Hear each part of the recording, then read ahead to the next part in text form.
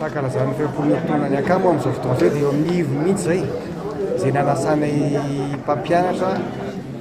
avy any ivelany zany zany instructeur international mihitsy maître no hampianatra ny fifana manomboka Ambatsinainy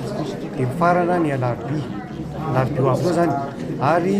ici passage de grade ici compétition ainsi qu'à la désarmation zay fotoana zay atao amin'ny gymnase Vera Mahamasina sy ohatr'izay zany mazava ho azy fa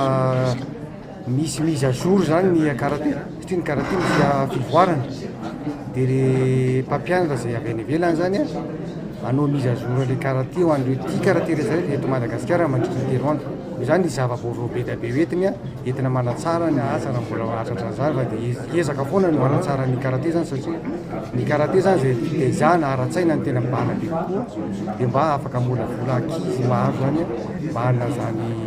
farim-piainana manamaizy azy tonirinany fandaharam-potoana zany dia amin'ny alatsinainy zao alatsinainy 25 talata 9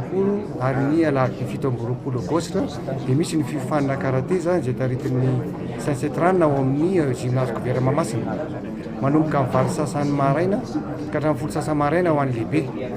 dia amin'ny alarobia hariva amin'ny 2 ka hatramin'ny 4 ho an'ny ankizy lakamisy maraina amin'ny valo zany izy passage de grade